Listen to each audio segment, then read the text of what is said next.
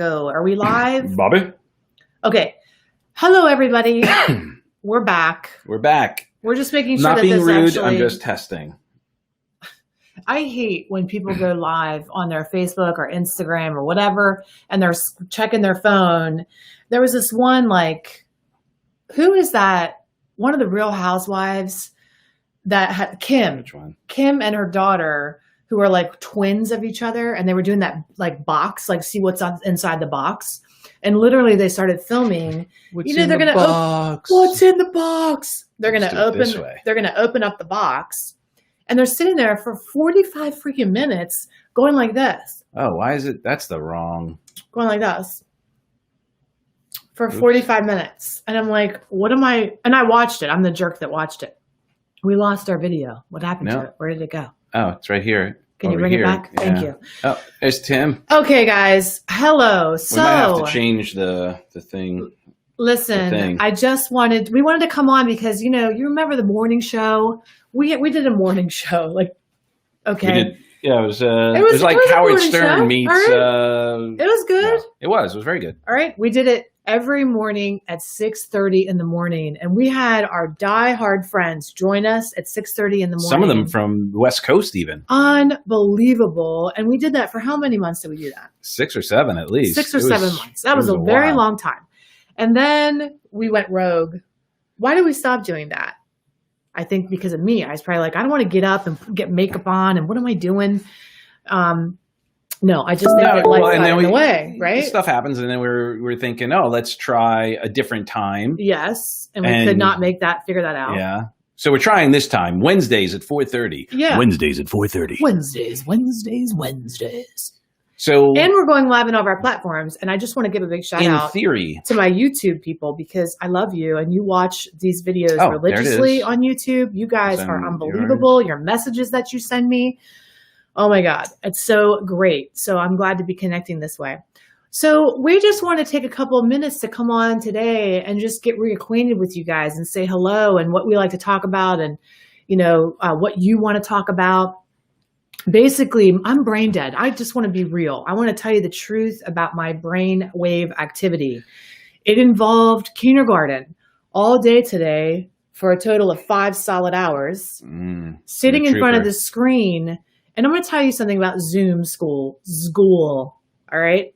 I don't need to tell you because can you tell me if you are a parent and you are doing Zoom school, the school business? Listen. Not quite school, is it? Listen. This is a kindergarten class. So half the kids don't know how to mute. We've got kids up in the thing screaming and yelling and parents. And their parents, you can hear their parents like doing their business outside. Kids, right? Yeah, right? The parents are like going bananas. Calling people, arguing, I gotta hear. I'm just like, oh my God. And of course you guys probably know me. I'm in the chat. I'm up in the chat box.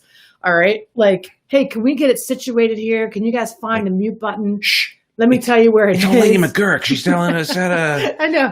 He always makes fun of me like Old Lady McGurk, like I'm a kraken. I come out of the cave and I'm like, Arr. But listen, I get really frustrated. And our kid is such a trooper. She's sitting through all of these classes. Nobody's meant to be.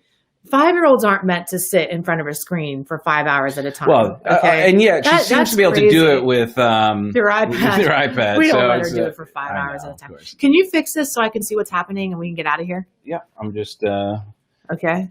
So anyway, I can only handle so much of that where my brain starts to, I'm trying to do work. How are you guys doing it? I'm trying to do work as we're doing the kindergarten and I'm sitting there. Well, it's hard too because then Ellie will be like, hey, what are you doing? And like also that doesn't help because she gets distracted and wants to participate. Also, a kindergartner cannot do schoolwork on their own. I mean, that's just not going to happen. Well, the other thing is no offense to anybody, but like the lessons are a little pedestrian even to her. So she's like, it's so pedestrian. What are we doing? Counting to 3? Come on. Yeah. I mean, well, when they're doing the letters, she's like, okay. No, she's really bored. A? She said to me, she goes, this is baby stuff. She doesn't want to even answer the questions because she does this baby stuff. But I guess that's my fault because I didn't understand what she was supposed to be doing. So I'm like, we're reading we're reading War up and in Peace. here. She's okay, like, we're reading War and Peace over here and making, doing algebra, and then she's going 3 cubes. I'm like, oh, I'm in trouble. And I was like this slobbering. There's like slobber coming out of her mouth. She's like, and I'm going, this is disaster. Anyway, we love you, Miss. You know who you are. Yeah. And you're doing a bang up job, a fantastic job. But man, so listen, the F word, we could say, right, when we're thinking about that. But I was thinking the other day, here's the truth. I know everybody says this, but it's really everybody says, oh, it's going to fly. It's another F word. It's going to fly by, right? Just enjoy it while it lasts. This is a short season. And before you know it, they grow up. And it's really easy to say that in hindsight when they're 20 and you're past it, or they're 30 and you're past it. And you're like, it flew by, but it feels long when you're in it. Well, it feels particularly long now because everything feels longer now. But the truth is it will fly by. So I'm trying to do another F word, which is family, and say to myself, you know what? This is going to pass. They are going to go back into school and have this whole thing change. And so we got to fill out and say the questionnaire. Are you going back to school or are you doing virtual? We're like, back after school. Yes. Can we say that out loud? No, fun. I really am though. I think it's part of having kids older in life. I think because I was so old when I had Elevie that I'm thinking, you know what? I do savor the time a little bit more. I do slow down and sit there and look. We're counting cubes, and I do have that perspective, and it's good I do, because otherwise I am the type of person to go crazy listening to that all day long. It's a little much, right? But it is going to fly by. And so I'm trying to relish it. I'm trying to just be in the moment. But I have to tell you, it's like scrolling on if you have dumb people in your feed and you're looking at it for so long, you have to go, read a book or enroll in a class. Yeah, usually when you go to school, you're supposed to feel smarter. But after that, we feel dumber. Like, So we are enjoying the moment as best we can, having that perspective. And how are you doing? Are you doing the same thing? Man, it's definitely a lot. It's a lot. And we just need to be respectful of everybody, because you know what? Some parents are going to want their kids to go back to school. Some parents have committed and already decided to do this all year long. And how dare anybody say to anybody else, oh, you should be doing this with your kid, or here's what we think you should do. Well, piss off. I mean, you don't get to have an opinion. I think that it's hard enough already with everybody trying to figure out what the heck they're going to do. Yeah. And that is, I think, speaks to the other F word. Fear. People are sharing what they think others should do based on their own fear, and they're projecting their own fear. And to get like a little serious for a minute, not that I ever am, it feels like we're sadly kind of indoctrinating a fear-mindedness, though, which is a little unfortunate. I heard Ellie yesterday, like, excited to come back, she was saying, okay, we're going to be coming back. And she was like, oh, and I get to hug you, and I get to hug. And they're like, no, well, yeah. Oh, she's like, oh, I guess we just have to do air hugs. And it just broke my heart as I'm sitting there going, man, like, to eliminate the ability to A, have that kind of contact, and then B, to instill the reason why is because touching somebody might get you sick. Now, obviously, we need to be smart about things, but like, I don't know. I've noticed that, I don't know. Have you noticed that Ellie's like feeling a little more fearful than usual, that there's a hyper awareness? I actually don't think so. And this is going to be a little confrontational. So outside of my nature. I think that she's really confrontational. I think it's your filter that sees that, because you're so sensitive to being controlled at all. And actually that conversation with Ellie, she was like, okay, air hugs. She was kind of okay. I know. You were sad. Right? But she's at an age where she doesn't know necessarily what she's right. That she's supposed to be. But she does know to be fearful. She's been more fearful, concerned about things, Ellie worried about. Fears. What are your kids? Ellie is afraid of me dying, which is legitimate because I'm old as hell. All right. That's legitimate. Well, she's afraid of a bear to come in from the yard. She used to ask me, how old am I going to be when you die? Mm. How old am I going to be when you die? And then she would say, are you going to be like a really old lady when you die? Like, what are you going to be like? And I keep telling her, I'm like, you're really not going to die. I'm just going to come back around as a blue butterfly and you're going to see me and we're energy. You know, I try to explain to her, but yeah, she's fearful of that. She has a natural kind of fear in her about, she didn't want me to ride my bike yesterday because she thought a car was going to run me over. But my only point is, I wonder if not just Ellie, but in general, there is more of that mindset that's freaking people out unnecessarily. So then they go, I mean, like as an example, I shared the one time we were playing racquetball outside when this whole thing first started, racquetball outside.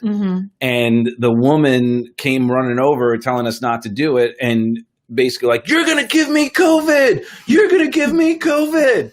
And to think that that's what people are thinking, that like, you know, even just, you know, 20 feet away or more, we were, you know, like she could have avoided us completely. And to think that someone being outside and not even near someone is creating that level of angst, it's, you know, it's no wonder people are going, oh, right. And then what happens when we're acting out of fear, you know, we sadly don't make the best decisions. Well, and you know, the thing is about fear is that we're never really even afraid of what we think we're afraid of, right? We're not really afraid of COVID. What are we really afraid of? What's the fear underneath the fear? I don't know. I don't have it. Right? It's not like we're not afraid to hug people. We're not afraid we're afraid of losing connection. We're afraid, like we play that tape all the way down the road and our fear goes, oh my gosh, if we're not allowed to hold people or touch people, then we create a bunch of robots of people who don't know how to be connected to each other. And if they can't sit apart, if they have to sit apart at school and they can't play, they're not going to know how to interact socially. And we start telling the story and future pacing. And really at the end of the day, all fear kind of boils down to that, oh my God, we're not going to know how to love each other. We're not going to know how to be connected. We're not going to know how to be together. And we have to find ways continually to be encouraging connection in a disconnected position, right? So when we say, oh, we can't hug you. Oh, but you know what she said? She said, Ellie said, and when I do something wrong, when somebody does something, we say sorry. She said this at school the other day.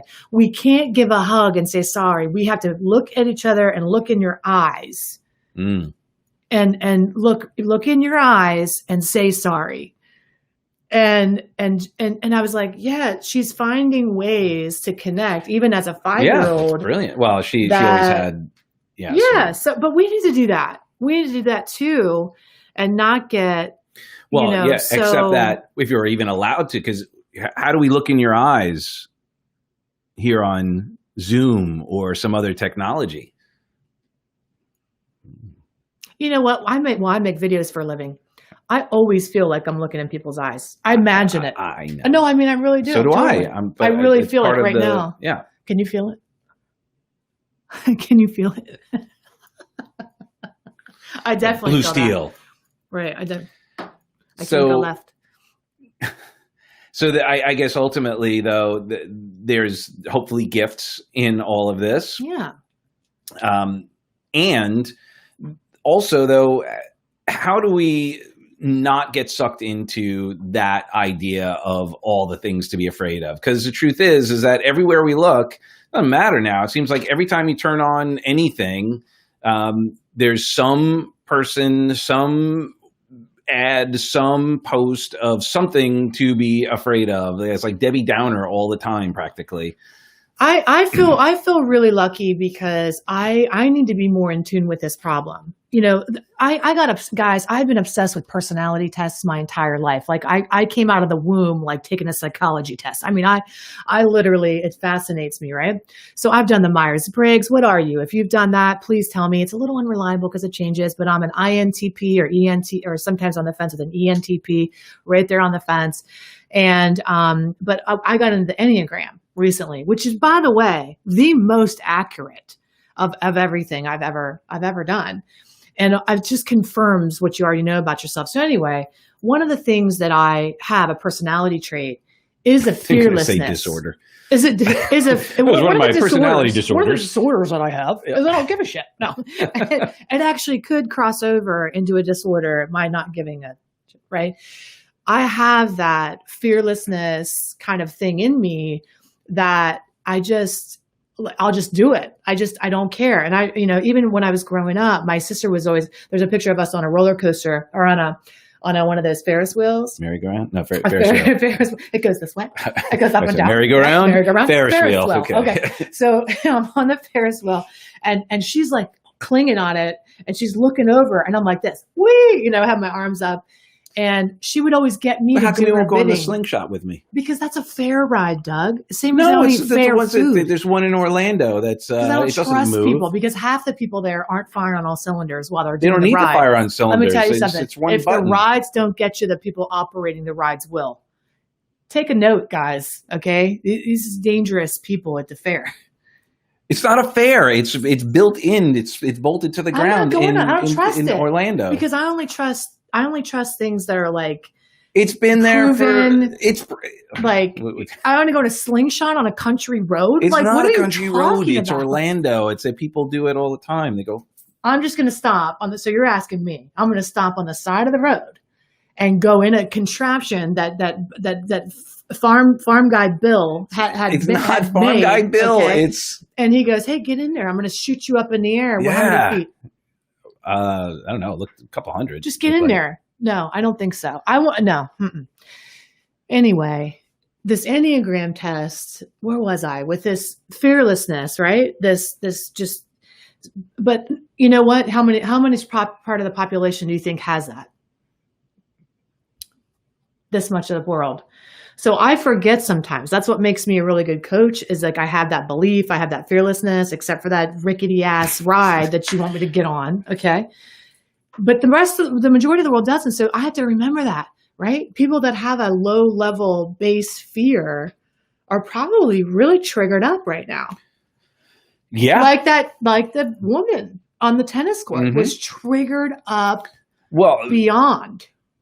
Yes. And what happens is when you're in that state of fear, once it starts, it becomes a self-fulfilling prophecy, right? You start feeding it because now your RAS starts activating, right? So now your reticular activator system starts going. So now confirmation bias will now prove that everything that you were afraid of in the first place is accurate. So all the numbers that are coming out, all of the things that maybe you could be afraid of or someone said maybe you should be afraid of, they'll go, oh, see, that just happened. I heard that, Sally's cousin's twice removed uncle who had a dog that walked across the street knows someone who died of do you think COVID. People are still doing this right now? Do you think people are still afraid of this right now, or has that passed? Some are. I've spoken to a few, which is weird. However, I will say a lot more are starting to come around and go, whoa, wait a minute. I'm willing to question some numbers here. I'm willing, like, as an example, just today, I think it was today that came out. I don't know if you heard this. We're going to, here we are in Florida.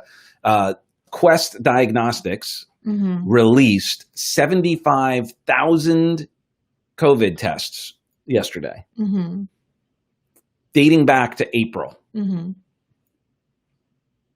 Well, I don't understand what you're talking about. They released 75,000 tests that went back to April. They didn't every week say, here's the weekly average, here's how many tests. They just released 75,000 at one time. Gotcha. Which then our numbers were like 3,700 cases, not deaths, by the way, just cases, which is even questionable. But then it was all released at one time, so it spiked up. It looks like 7,000 cases came out. So we're like, 77,000 cases in Florida. Whose voice is that? Is his name Harold? That scared. I feel like he's like. That's what's his name? The male Karen. Oh, okay. I guess. I don't know. Kip. Well, we just made that one. Hey, there's 7,000 cases. It just happened this month. That sounds like a Keith. It's like a Keith. Yeah. And then you go, oh, that's it. Oh, yeah, we got to lock it down again. That's it, right? And then that's where then the kids, everybody else starts freaking out. I get it. It's learning, but it irritates me when, Ellie puts the mask on her dolls. Like I go, I understand why she's doing it and all that, but I'm like, man, she's so scared. Her doll needs to have a mask. No, not your filter, honey. She's not scared that her doll has the filter. It's a fashion accessory. No, it's not a fashion accessory either. Because of how we teach her that we are caring for her. Okay. So that's how she cares. That's how she cares. Well, and so she makes sure she puts just the way she puts, special clothes on her doll. She cares for her doll. She brushes their hair. She puts the mask on. And you have a thing because you think the masks are ridiculous. All right. I think we should have the choice. That's right. Right. But so we're a little different in that way where I don't care that much about it. Like there are some things in my life that I care significantly about where I'll fight for that. I'll be like, and you know that I will. And sometimes I'll fight about benign stuff that you're like, are you kidding me right now? Like somebody eating popcorn in a movie theater behind me where they're disrupting my entire movie. And I will give them the death stare and almost like, want to kill them. And you're like, you're ridiculous. Why are you doing that right now? You ridiculous. No, but you feel it inside. I don't blame you. So, but this represents so much more to you because you're such an individualist and just, it's about, any kind of control. So I get it. But it's also, it's not healthy for people. Like, just that level of fear and anxiety isn't healthy. And you get addicted to all the cortisol and all the adrenaline and all the, the comments and making this about, your life about making comments about what people do or don't do. Yeah. And the only energy I like to think I do my best to is just the energy. I'm like, look, take a stand to own your choice, your ability to grow your life, the ability, and don't be, buying into every little thing that's going to freak you out because it's not going to serve you. You're right, honey. And I think one of the really important things is like, just as in relationships, being always that being my perspective. And I mean, you're with a couple here that we're so much alike and we have so many thoughts. And that's why one of the reasons I married him, I'm like, yeah, finally somebody who gets it. You know what I mean? Like how egocentric of me. Oh, that too, baby. Sure. But there's just things that we aren't as passionate about, right? That we're not aligned in some of these different areas. And politics is one of yours. And I could care less about, I'd like, honest to goodness, I'm one of those people like the less I know. And that upsets a lot of people who care passionately. But we together support each other's different perspectives. And I don't shut it down. I listen, or he listens to me. And that's important right now, especially during a fear time or a conflict time, to allow each other to be heard or have these differing perspectives. And we don't always have to be on the same page. And that's what's scary. Like what you're saying, it's proving that point. It starts here in the home, but then it trickles out into society where you go into a Walmart and somebody doesn't line up with what you're doing. And it's a war in a Walmart, and you're just trying to buy that stupid rotisserie chicken. You know what I mean? It's like, right. Like, what do you care? There's a difference between like allowing people and just doing their thing and then freaking out, like getting upset when you see someone wearing a mask while they're driving. Well, I do get a little upset about that, but I don't let it get the best of me because I just feel like, what is happening? But that's like, okay, yeah. But there's they forgot they're wearing. How could you forget? I don't know. I really. But point being is sometimes we're like, oh, take a picture of it and like, shame. Yeah, look at this asshole wearing a mask. That's going like, look, if that person wants to do that, that's what I tell Ellie. She'll ask like, why are we wearing masks, or do we have to wear a mask and all this? And I was like, Ellie, we're doing it because it helps other people feel better. It's the kind thing to do right now. You're safe. You're fine. Don't worry. We're just right now doing something like this because there are people right now who are really nervous and this helps them feel better. Because I don't want her like feeling like taking off the mask, like, what just happened? Like I just, No, I told her today when she was talking about wearing a mask and school, and when they go back to school, and I said, honey, you wear a mask because it actually protects other people from you coughing on them or sneezing on them. But they're not going to have to wear a mask at school, you said. They are going to have to. Watch it live. Watch it unfold. Get your popcorn. Just kidding. They are going to have to wear masks.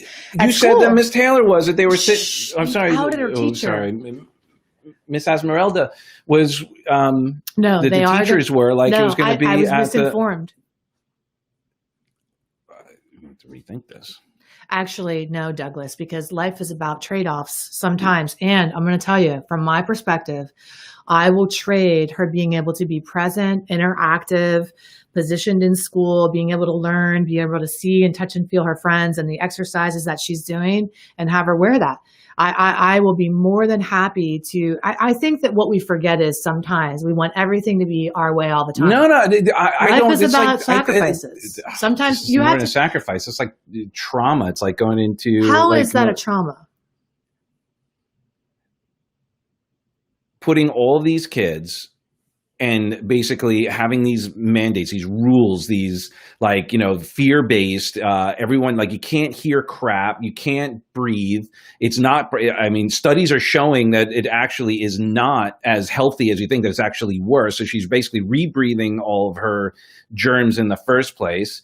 There's that mindset of talk about, they're taking school to a whole other level. We sent her to a Montessori school because we wanted her to not have that schooling, direct, okay, automaton, whatever, you know what I'm talking about, making little robots. And we wanted a free thinking, yet here the complete opposite is, Yeah, I mean, I hear that perspective, and that is definitely. I'm going to start a new movement then, no mask, because not one child has died, and almost no children have actually gotten corona. Well, honey, so I hear that perspective, and you're passionate about it. Even I can't believe it. It's beyond me as a conversation, and I thought that I'm going to go find out. There's a couple of groups that look like they were able to create a new mandate. Now, do you get out and vote? Listen, do you local see how, government? Okay, do you see how as a couple right now? All right, we're in this situation where my husband is very passionate about this and has intense feelings about it. And it's not my job to talk him out of his feelings. It's not my job to say that's a wrong feeling. It's my job to talk you into mine. Good luck. Right? Because we both have different perspectives. Look, if you were right, I'd agree with you. Right. If you were right, it'd be obvious. But it's to support him and say, man, that's going to be hard. If we do send her back to school, that's going to be really hard for you. You're going to have to deal with those feelings that come up for you and be supportive of everybody's feelings around this. My perspective on it is. I'm just not sure it's the healthiest thing for Ellie. I get it. My perspective is that I think that some things in life, just from where I sit, require a sacrifice. If you want to grow financially, you sacrifice time or energy. If you want to grow physically, where's the line you sacrifice money. Are we sacrificing her mental wellness for? I'd rather. I think she can breathe in it. I don't think that's going to be really an issue. I don't. If I felt like her health was really an issue, she couldn't breathe. I think it's I meant the indoctrination. Well, I'm going to tell you, I'd rather her have the interaction socially and emotionally than that matters more to me. So it's a trade-off from my perspective, right? And that's not a right perspective. That's not saying, my perspective is the way. That's an enlightened perspective. So, yeah, or his is an enlightened perspective. It's just we're all having our feelings about things.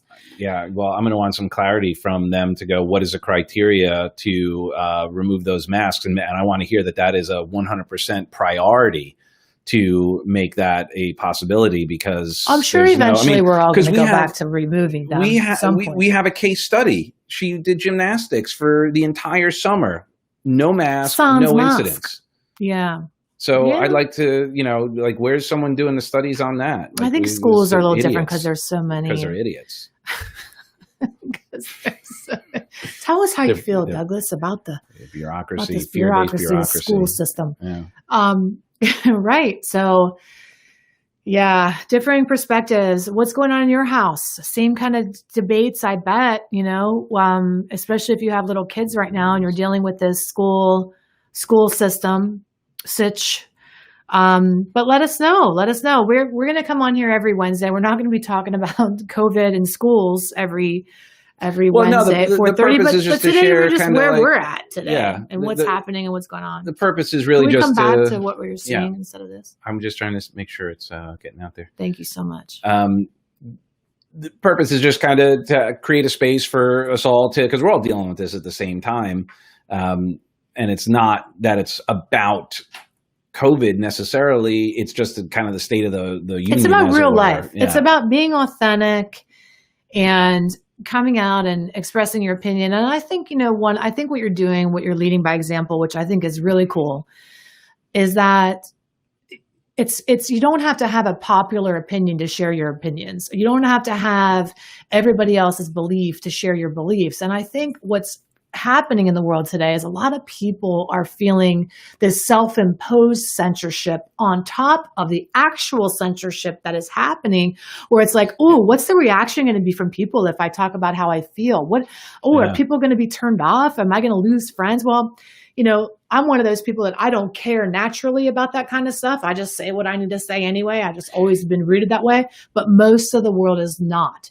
And I think that you're leading by example and saying, I'm just willing to share my perspective. Yeah, and I don't really care. I don't want to hurt anybody. Right. I would never intentionally. It's not malicious. Yeah, but unfortunately, like here's the deal. I would never, like in this environment, case in point, like I would never. Oh, I got a client. I got to wrap it up. You need the office? Yeah. So leave it at this. I would never defriend anybody here on social media or anywhere because of differing opinions. And it saddens me when I see people post things like, if you don't agree with me, if you feel differently than I do, or you feel pro whatever, like if you're not anti-mask, I'm going to defriend you because you're bad. We're creating more division that way by creating bubbles in which to support each other and not see each other and have a conversation about other perspectives, because we're not going to grow. We'll actually stagnate even more. And that's what's happening by creating all of this. I'm going to let you keep talking. Oh, no. No, my office is set up out here in the loft. I'm going to go. I want to go be with her. All right. I love you guys. He's on a roll, baby. All right. And another thing. Okay, let me get all ready. I'll just tell you what. All right. Now, let me see. What am I going to talk about next? No, seriously. Just please, if you're still here, if you're getting different bits of feedback about your perspective, about your position, it's healthy to have a differing opinion. This is how things are created. New things are created from the strife, from the pressure, from the friction. Fire does not ignite without friction. Now, I'm not suggesting that I'm approving of dangerous things or, going nuts, but it's okay to have differing opinions. When it gets too far, when people start hurting each other, when people start using language that's derogatory, when people start making people wrong for a differing opinion, is very different than going, you know what, I get where you're coming from, but I have a different perspective. Let's meet somewhere in the middle. And here's my only question to anybody who has any opinion like this. Let's just look at it this way. And I'll leave you with this thought. If we took the two extremes right now of what's going on, whether it be mask, anti-mask, conservative, liberal, Democrat, Republican, whatever that is, because everything boils down to right now what's going on with the responses to these challenges. If you were to just take 50% off of each and looked at what the middle is between those two, would you be okay with that? Think about it. Like, what would that look like? What would that sound like? What would an actual compromise be based on the extreme of either side? If we were to take the middle road of that, what would that look like? What would that sound like? What would that mean? What impact would that have? And it's interesting. Like, I think about that, and it's so contextual, right? That how would you, how would you quantify it? And I don't know.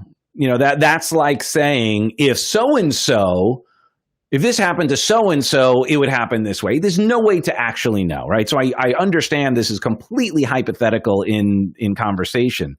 But what's happening is that we are so engrossed in the fear of what people are going to say, how are people going to respond, that they're not even willing to have the conversation, or they're so willing to have the conversation that they're bold enough to say, you're wrong. You are absolutely wrong, and I'm going to now do something about it. And then when people again, here's where the fear boils into. All the riots and all the, like peaceful protesting is great. It's awesome. We need it. It's part of society. It's absolutely, I support it 100%, even if it's something I don't agree with. I'm totally cool with that. Like peacefully protest, speak your mind. Create an environment to have a conversation. But when we get filled with fear, right? Fear folds in out of itself into anger.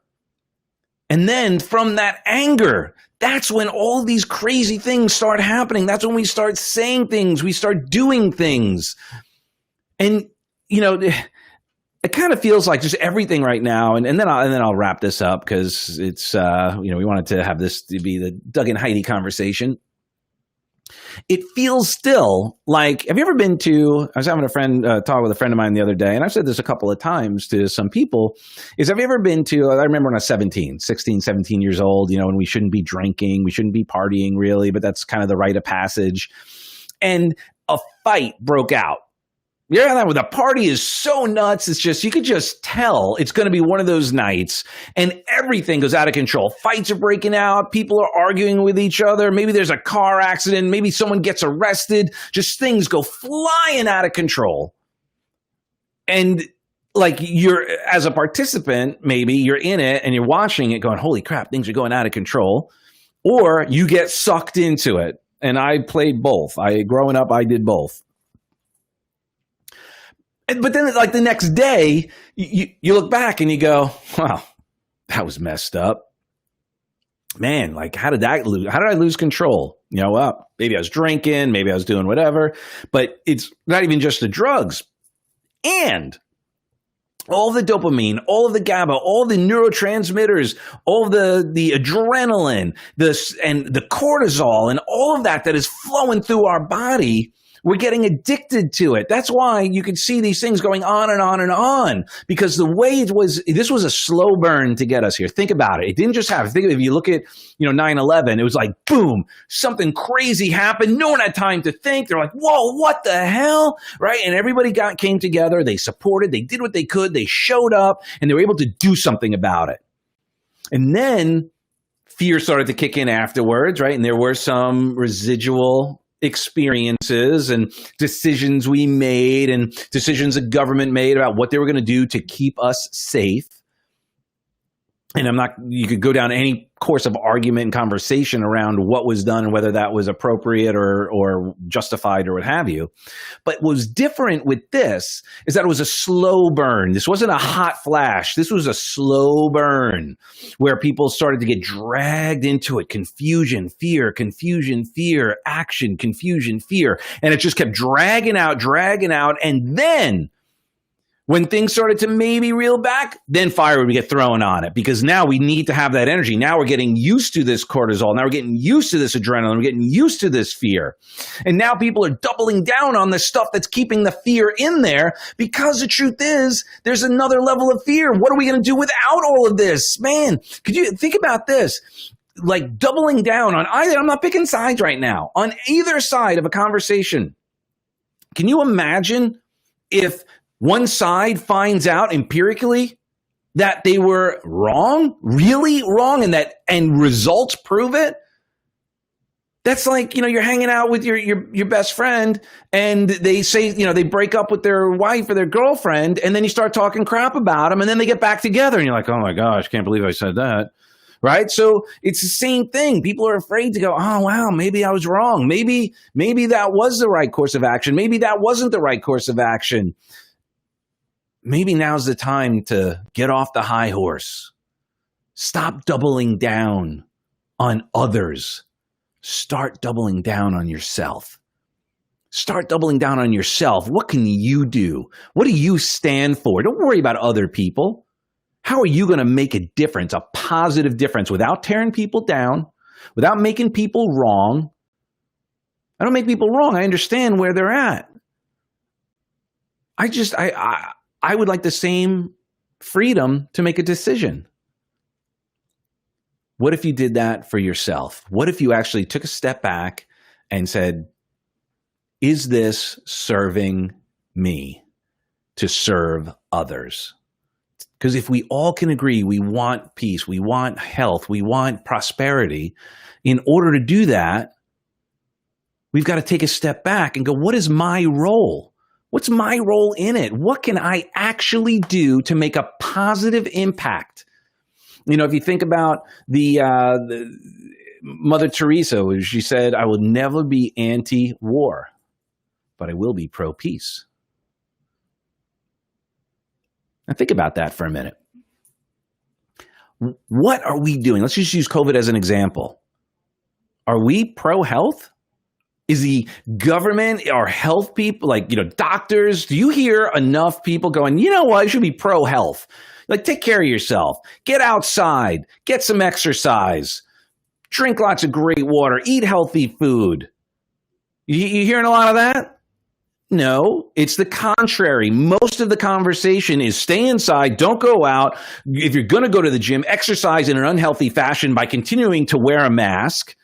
Don't go to church. Don't go to all this. So I guess the only bit of exercise you could get is if you go out and riot. Then that's okay. And I know it's an extreme, and I'm saying it to be relatively inflammatory and pun intended.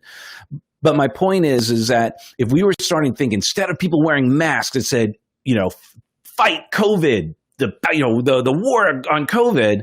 What if it was, man, I'm going to celebrate my body that God gave me. I'm going to treat it amazingly. I'm going to give it everything it needs so that it can do its job and get me through this. Because now we're here and it's all about co-occurring. People who are diabetes, who are overweight, all of this are major contributing factors. If that's true, why aren't we talking about that? Why isn't that more important? And I believe it is true. I believe any clear-thinking individual would go, you know what?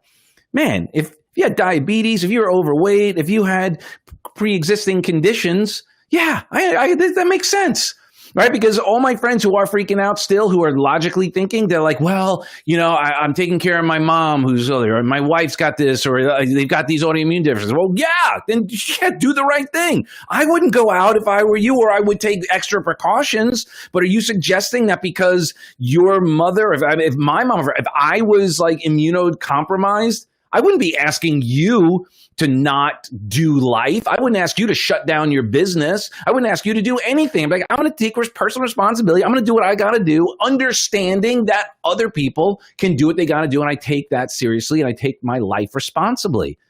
And I would expect someone else to do the same and give you the space and the opportunity to do the same. Soapbox over. So what do you think?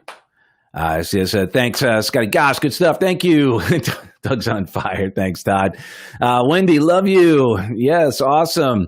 Erica, I hope you're talking about Truth on, if I recall when that came out, is about the rides. But anyway, with that being said, I love you for who you are and who you aren't. Stick around for next Wednesday, where Heidi and I will talk about something else. So if there's something you want us to chat about, come on board. Let's figure out a way we can get you to be a performer with us. Share your light. Next time we'll have Heidi have her own microphone, so it'll sound even more gooder. I was the bestest. Thanks, Tim. You rock, brother. How you been? Let's catch up. I see you crushing it out there. You're a real estate rock star. And we will see you soon. God bless. Take care of yourself so you can take care of others. See you soon.